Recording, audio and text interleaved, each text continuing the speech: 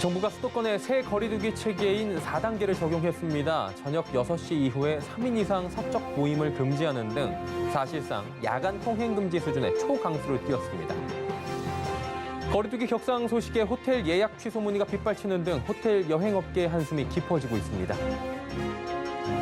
델타 변이의 경기 둔화 우려가 겹치며 국내 증시가 고점을 뒤로 한 채 3,210선까지 밀렸습니다. 5G 품질 논란과 관련해 이동통신 3사를 대상으로 법원에 제기된 소비자 집단 소송의 첫 번째 재판이 열렸습니다. 센 경제라이브 시작합니다.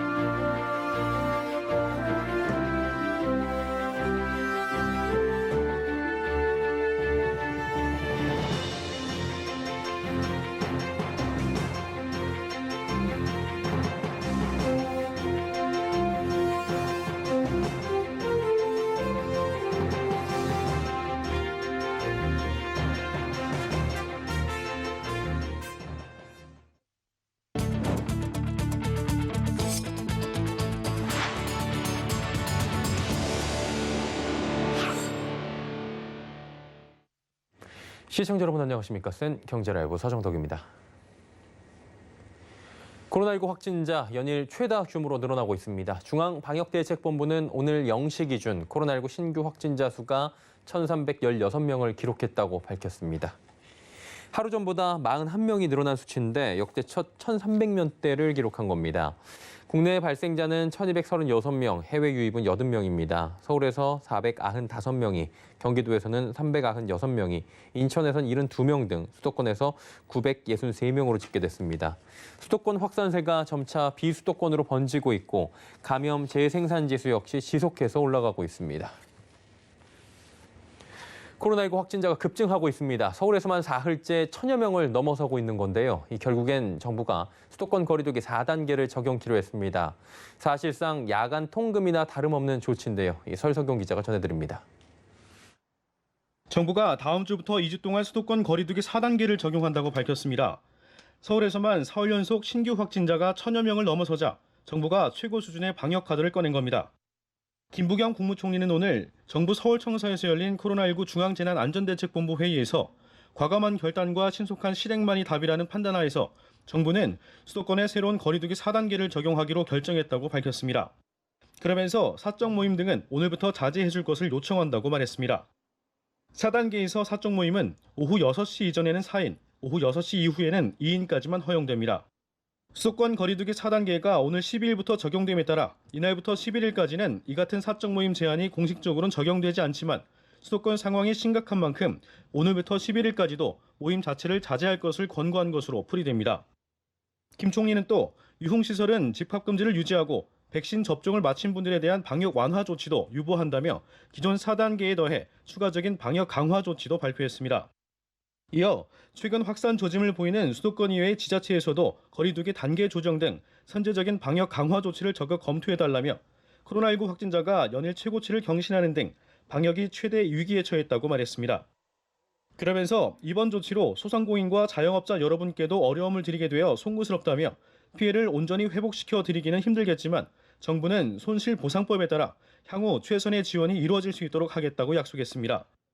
김 총리는 지금 우리는 코로나 위기 극복을 눈앞에 두고 최대 고비에 서 있다며 외출과 모임은 자제하고 언제 어디서나 방역 수칙을 철저히 지켜달라고 요청했습니다. 서울경제TV 설석영입니다.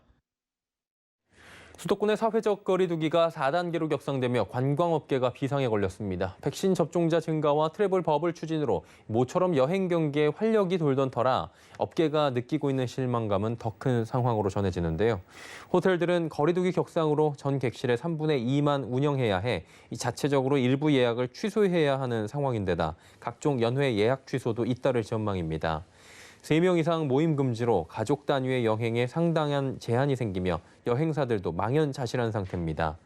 여행사들은 코로나19의 급속한 확산으로 문의 자체가 급감해 신규 예약이 이뤄지지 않고 있다며 낙담하고 있습니다.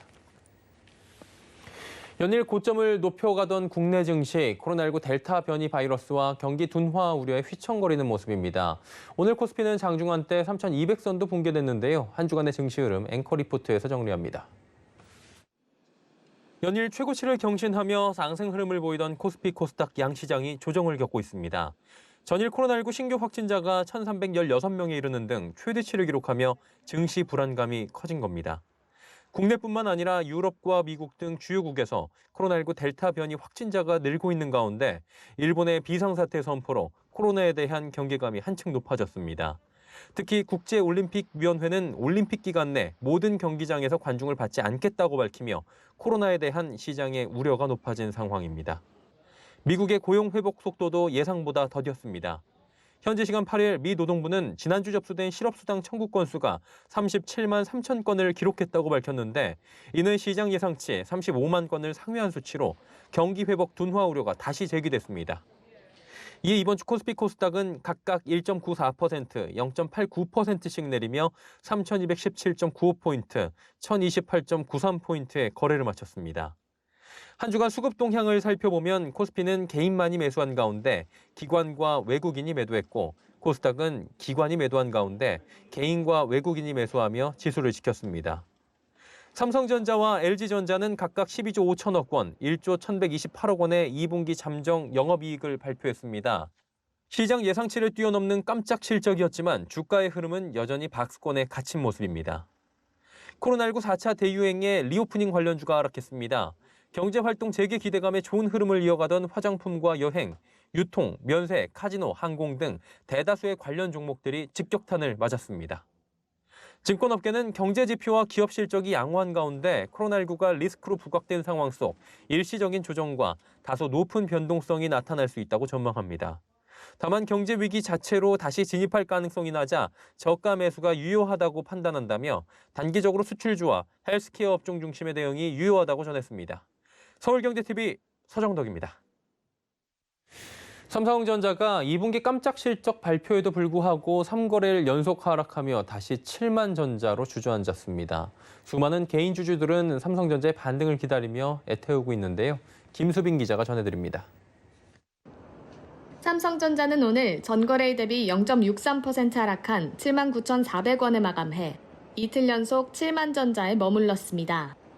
삼성전자의 2분기 잠정 영업이익은 증권사의 예상 최고치를 훌쩍 뛰어넘었고 3분기 실적 역시 긍정적으로 기대되고 있지만 주가의 흐름은 오히려 반대로 움직이고 있는 겁니다. 이렇게 부진한 모습을 보이는 데는 주가가 6개월 이후 반영되는 반도체 업황의 특성상 실적이 이미 시장에 선반영됐기 때문이란 분석입니다. 이에 현재 깜짝 실적보다는 내년 1분기 업황에 더 주목하고 있는 분위기입니다. 하지만 전방 재고가 일부 소화되지 않아 디램 업황이 둔화될 거란 우려에 내년 삼성전자의 반도체 시황에 대한 불안감이 커지고 있습니다. 다만 하반기부터 비메모리 공급 부족이 완화되면서 세트 출하로 인해 디램의 재고가 정상 수준으로 돌아올 가능성이 있다는 분석도 제기됐습니다. 증권업계는 삼성전자가 주력하지 않은 분야의 성과를 통해 자체적인 변화를 보여야 횡보권에 머물던 주가가 움직일 거라 전했습니다. 그동안에 삼성전자가 약점을 보였던 파운드리나 또는 M&A에서 어떤 의미 있는 성과가 나와야지 본격적으로 주가가 상승할 것으로 기대합니다. 근데 사실은 올 초에도 삼성전자 파운드리에 대해서 기대감이 굉장히 컸지만 결과적으로는 좀 실망을 한 거죠. 연말에서 내년 초쯤에는 지금보다는 분위기가 좀 바뀌어져 있지 않을까 그렇게 기대를 한번 해볼 수 있을 것 같습니다. 서울경제TV 김수빈입니다.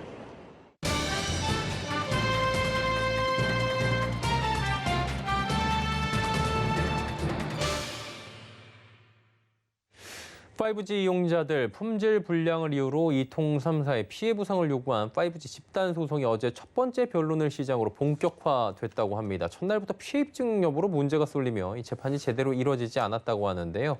문제가 어디에 있었는지 그리고 양측의 입장은 어땠는지 경제산업부 윤다혜 기자와 함께 짚어보도록 하겠습니다. 윤 기자 나와 있습니까?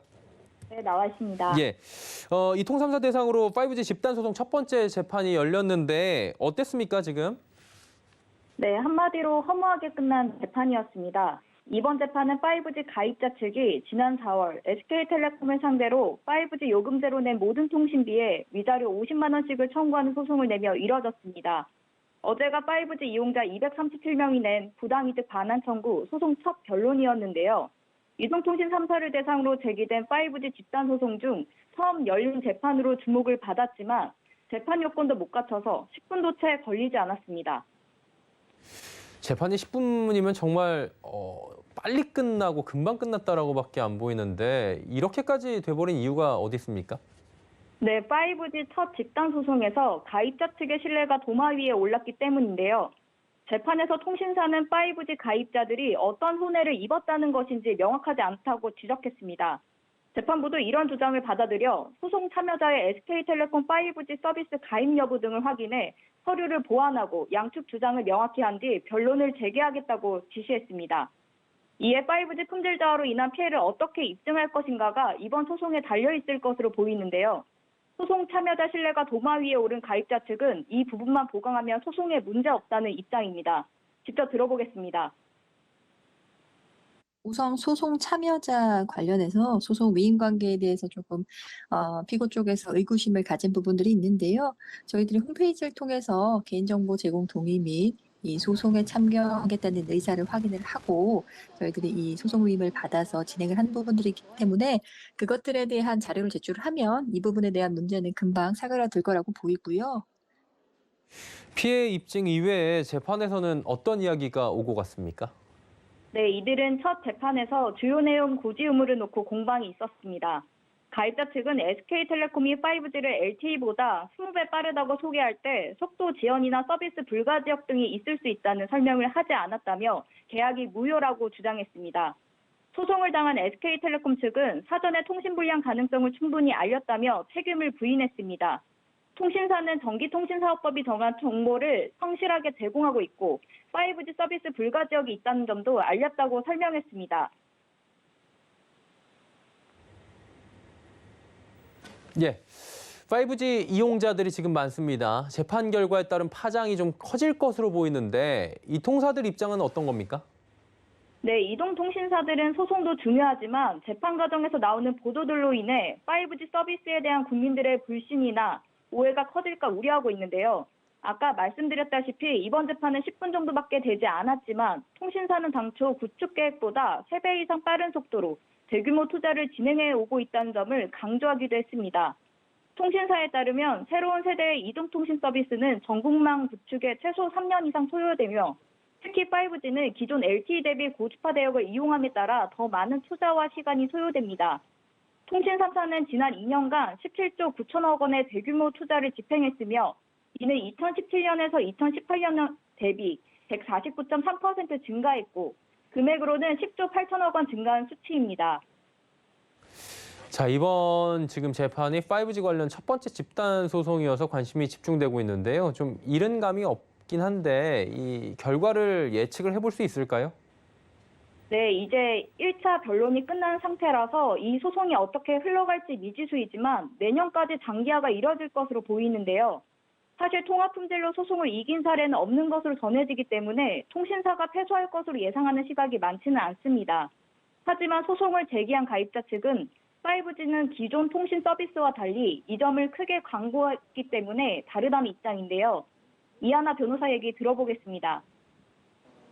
이 5G 서비스 같은 경우에는 뭐 국가적으로 그리고 이동통신사에서도 굉장히 대대적으로 큰 광고를 했었던 부분들이 있습니다. 기존의 뭐 그 4세대 통신보다 뭐 이 5세대 통신을 통해서 훨씬 더 한 20배 빠른 서비스를 제공한다. 그리고 뭐 연결 기기 수나 속도 면에서 상당한 이점이 있다라고 광고가 됐는데 그에 부합되는 서비스가 전혀 제공되지 못했습니다. 김 기자, 이번에 10분 정도밖에 재판이 진행되지 않았기 때문에 다음 재판을 주목할 수밖에 없게 됐는데 언제로 예정돼 있습니까? 네, 다음 재판은 다음 달 26일에 진행됩니다. 세림이 다음 달 8일까지 내용 보강 후 이뤄지는데요. 소송은 SK텔레콤 상대로 먼저 시작했으며 KT, LG U+도 순차적으로 진행될 예정입니다. 현재 KT, LG U+ 소송권 관련해 320여 명의 소송인이 모집된 상태이며 아직 재판 기일은 정해지지 않은 상태입니다. 또 세림뿐 아니라 법무법인 주원에서도 이동통신 3사를 상대로 소장을 접수한 상태라서 5G 품질 관련한 줄소송이 이어질 것으로 보입니다.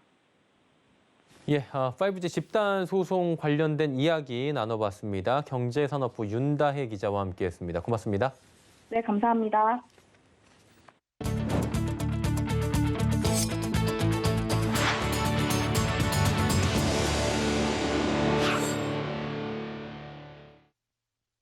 또다시 아파트 분양가의 2배에 달하는 오피스텔이 나왔습니다. 다음 주 분양에 나서는 동탄 2기 신도시 대방 엘리움 레이크파크인데요.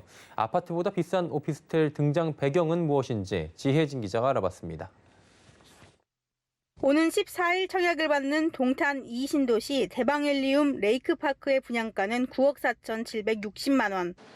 지난 5월 청약에 나선 동탄역 디에트르 퍼스티지는 아파트와 오피스텔의 가격 차가 2배에 달해 시장에 이목을 끈 바 있습니다. 이번에 나오는 오피스텔은 직전보다 가격이 더 비싸게 책정됐습니다. 전문가들은 이 같은 가격 역전 현상이 분양가 상한제 규제가 빚어낸 역설 때문이라고 설명합니다.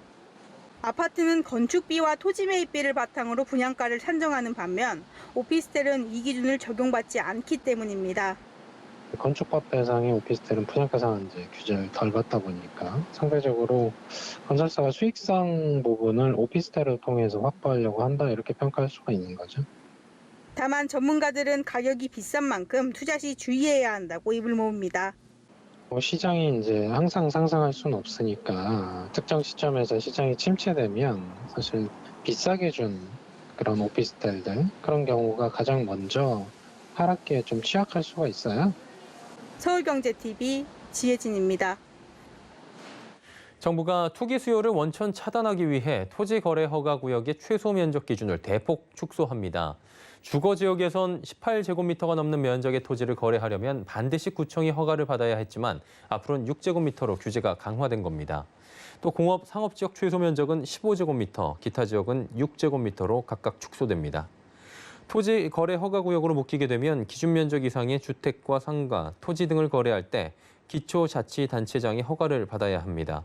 이를 위반할 경우에 2년 이하의 징역 또는 토지 가격의 30% 이하 벌금을 물어야 합니다. 한편 오늘 국토교통부는 이 같은 내용을 담은 부동산 거래 신고 등에 관한 법률 시행령 일부 개정안을 입법 예고했습니다. 다음 달 18일까지 의견 접수를 마친 뒤 법제처의 심사, 국무회의 등을 거쳐 이르면 10월 중 시행될 예정입니다.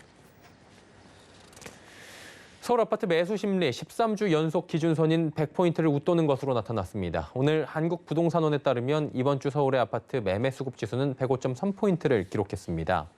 지난주보다는 소폭 낮아졌지만 여전히 기준선을 웃돌며 매도 우위 시장을 형성하고 있는 겁니다.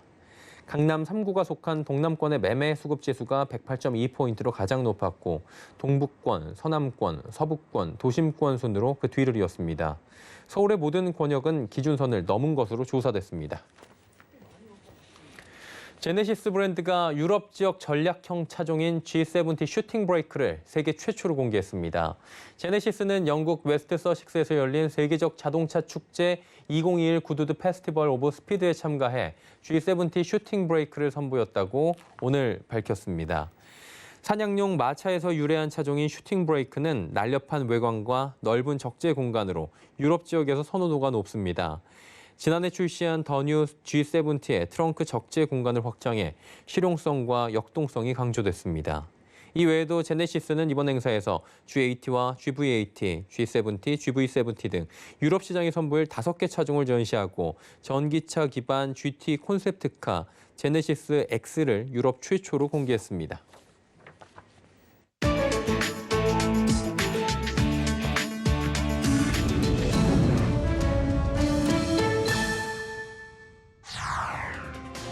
조브넬 모이즈 대통령 암살 용의자를 추적하고 있는 IT 경찰은 현지 시간으로 8일 암살범들이 콜롬비아인 26명과 IT계 미국인 2명으로 이루어졌다고 말했습니다. 외신에 따르면 IT 경찰청은 용의자 중 콜롬비아인 15명과 IT 출신의 미국인 2명을 체포했으며 콜롬비아인 3명을 사살, 8명을 추적 중이라고 밝혔습니다. 이어 외국인들이 우리나라로 와서 대통령을 살해했다며 공격에 사용된 무기와 물품들도 압수했다고 덧붙였습니다. 경찰은 이날 경찰서 바닥에 수갑을 찬 채 앉아있는 용의자들과 이들로부터 압수한 총기, 여권, 무전기 등도 함께 공개했습니다. 2017년 2월 취임한 53세의 모이지 대통령은 지난 7일 새벽 1시께 수도 포르트프랭스의 사저에 침입한 괴한들의 총에 맞고 숨졌습니다. 태국 보건당국이 중국산 시노백 백신을 맞은 의료진에게 화이자 부스터샷 접종을 고려하고 있는 것으로 알려지면서 시노백 백신의 효능에 대한 현지인들의 불신이 커지고 있습니다. 로이터 통신에 따르면 SNS에서 지난달 말 태국 보건 전문가들이 화이자 백신 접종 대상자를 논의하는 내용이 담긴 문서가 퍼지고 있습니다. 해당 문서에는 이미 시노백 백신을 맞은 의료진을 대상으로 효과를 보강하기 위한 추가 접종 방안이 담겼습니다. 특히 논의에 참여한 전문가가 화이자 백신이 의료진의 부스터샷으로 접종되면 시노백이 코로나로부터 보호하지 못한다는 것을 인정하는 것과 마찬가지가 된다는 발언을 한 것으로 알려져 시노백 백신 효능 논란에 불을 지폈습니다. 앞서 지난 2월 말 코로나 백신 접종을 시작한 태국은 의료진이 첫 대상이었고 대부분 시노백 백신을 맞았습니다.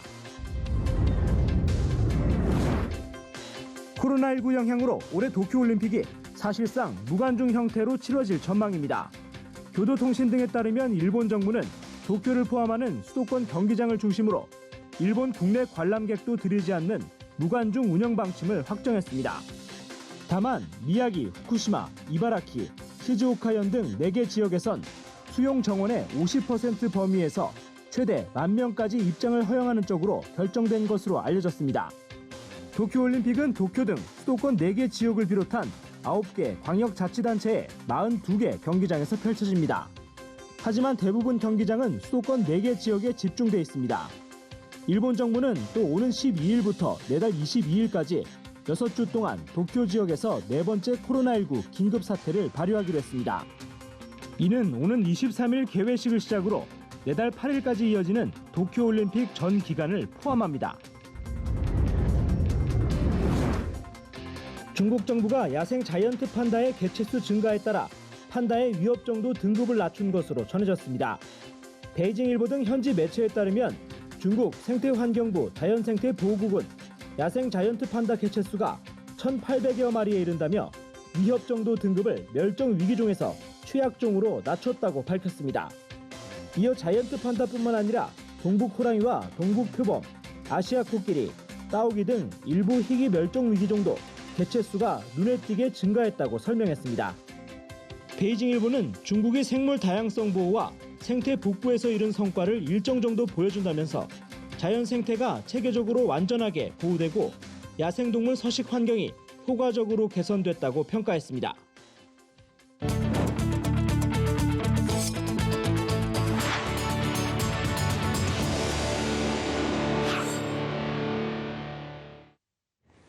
센 경제 라이브 저희가 준비한 소식은 여기까지입니다. 건강한 주말 보내시길 바랍니다. 고맙습니다.